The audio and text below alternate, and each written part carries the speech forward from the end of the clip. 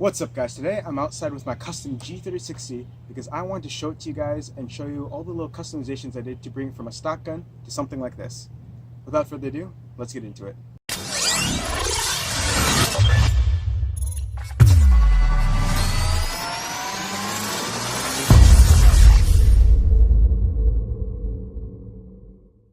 So here I've recreated to the best of my ability what this gun would have looked like when I first bought it.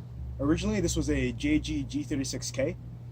Things that are a little different on it that didn't come in the box were these side rails. Originally came with a short rail that went on the bottom about this long. I bought these rails on the side. And this top rail wasn't here. I got the scoped mount, the scoped version of the G36K. And so that would be a carry handle that would go up like this, and there'd be a scope connected about right here at the end. So first off, the G36s, they were really great guns when they were still making them. They no longer make, JG at least doesn't make G36s or MP5s anymore because HK actually sold the licensing. So guns like these you can only buy from websites that still have some in stock or from eBay or whatnot. And originally it came in at about $150. So this was a very intro gun. It was my first AEG. Before this I'd only had a couple spring weapons before I really got into airsofting. And it comes with a 470 round high cap mag, one of their normal clear ones, wheel on the bottom, and a little keyhole on the side. You can stick these mags together, but they're just way too thick for me. So one of the first upgrades I bought for it were the Magpul pmags. These were only around for like 2 years, and I bought two of them. They're like $30 each. They're really expensive magazines. But the reason that they all went out of, they all got discontinued is because a few years back, Magpul got really upset with other brands kind of mimicking their products because they got hold of molds or something. So they discontinued all their products. That way they could find out all the fake Magpul stuff that was out there and sue them and whatnot. But unfortunately, that included the G36 pmags. So I only have two of these. I've never been able to find them anywhere else. I've never seen anybody else that has them, and it kind of upsets me because I would like more. So if you have G36 pmags, hit me up. I will buy them from you. So I bought two of these. They work just like regular G36 mags. They're thinner.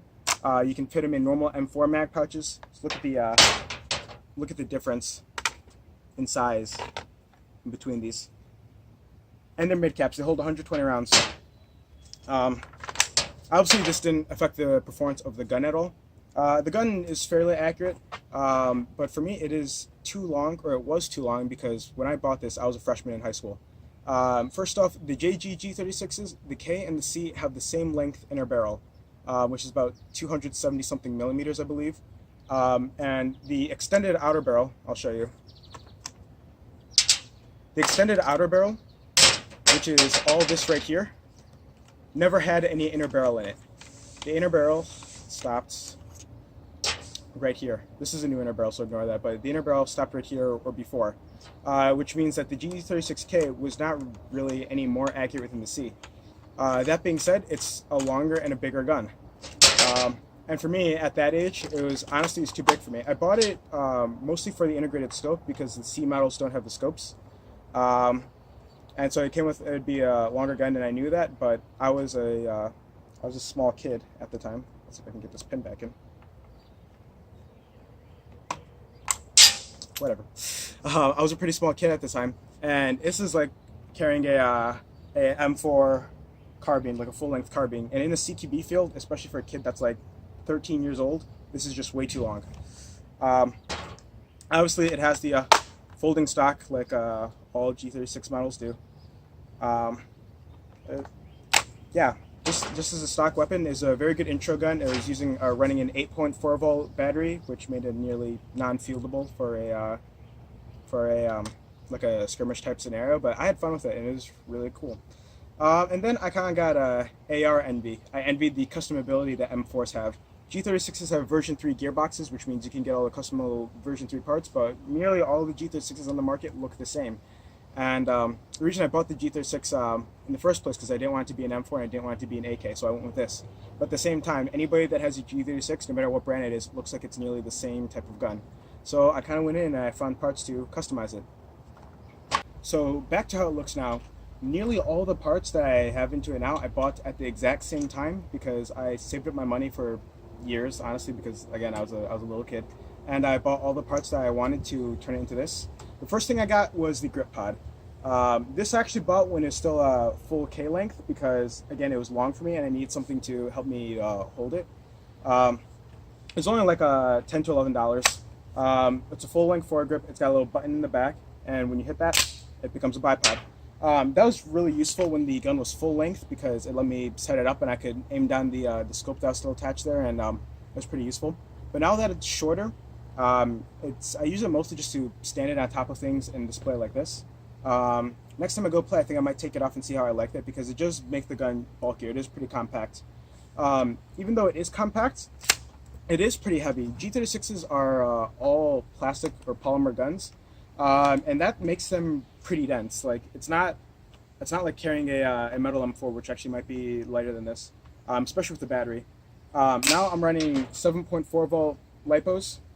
They fit in the handguard very easily. Originally, I was running 9.6 volt nunchucks, which are kind of a struggle to get in there. I actually broke some pieces off on the inside here just to get them out the way so I could put this on. So let's start with external parts. So the first pretty noticeable thing is the handguard. This is a handguard from an ICS G33, which was a G36 type M4 hybrid that had a really sick handguard and a really sick stock.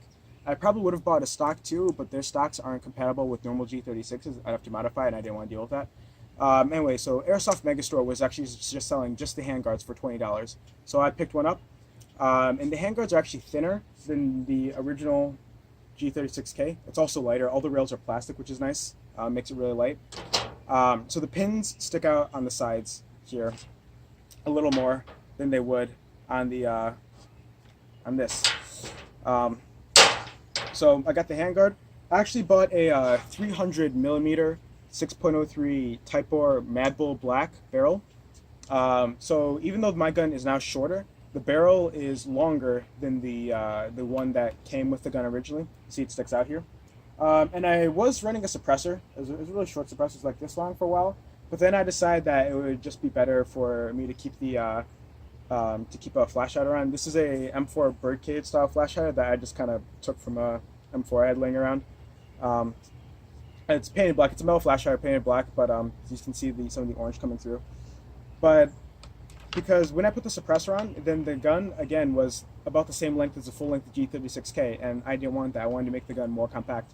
So now it's more compact and more accurate than it was before. As for another internal part, I have a Godzilla type high torque motor right here. It's like $45 off of e-bike, and these are very high TPA motors. Let's see if I have something. Well, this is not magnetic. One sec, I'll get something that's magnetic to show you guys. The TPA is so high in the motors that I can stick screws and screwdrivers and stuff onto the pistol grip through the plastic, and they'll stick there and they'll stay there. And I'm gonna get something to show you guys that.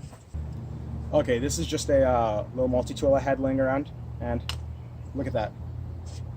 The magnets from the motor are so strong they'll just stick to the side. It's still sticking.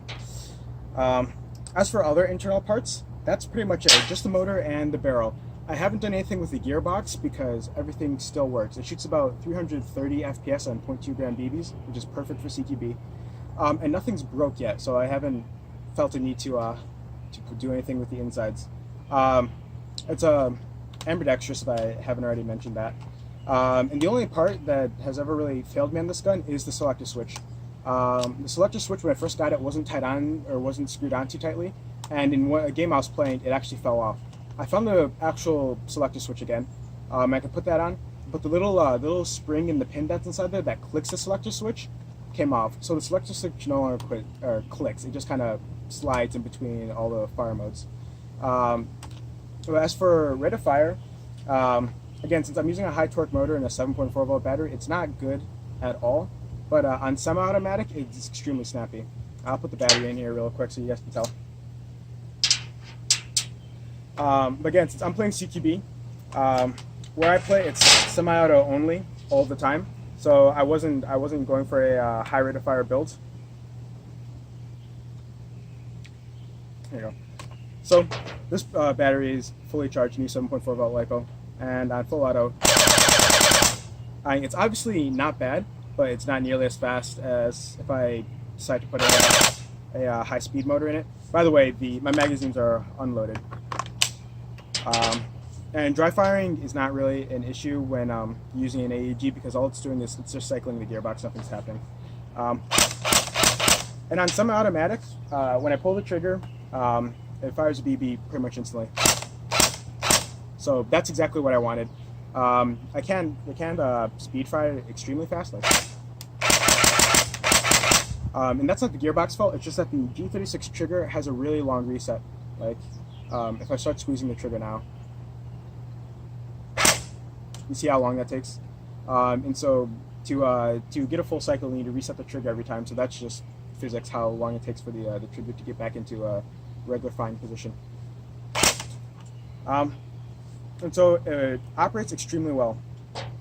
For the optic here, this is just a replica of an EoTech 552 or 551. I forget which. I believe it's a 552. Whichever one is the full length. I'm not gonna mess with this pin.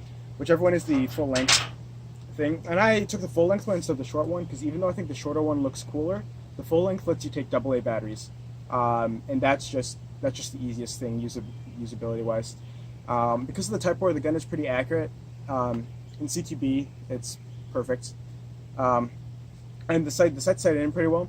So usually I never have to overshoot somebody. I only take, if you watch my videos, I only take 1 or 2 shots with this gun, and they usually call themselves out because it's pretty high FPS for CQB, 330, 340, and it's accurate. So I never felt the need to load up somebody with 6, 7 shots when I know that they'll feel the first couple. And other than that, that is pretty much it for this gun. It's nothing extreme, nothing crazy, but at the same time, I've put quite a bit of money into this gun. And if you are thinking about customizing your gun, I'd say customize it when you buy it, because if I saved all the money that I put into this gun just in parts, I could have bought a new gun. And the new gun is just going to be better because guns get better over time. Like, MOSFETs are starting to be standard, LiPo batteries are starting to be standard. This gun doesn't have a MOSFET, and it probably isn't considered LiPo ready, but I feel safe using the 7.4 in it.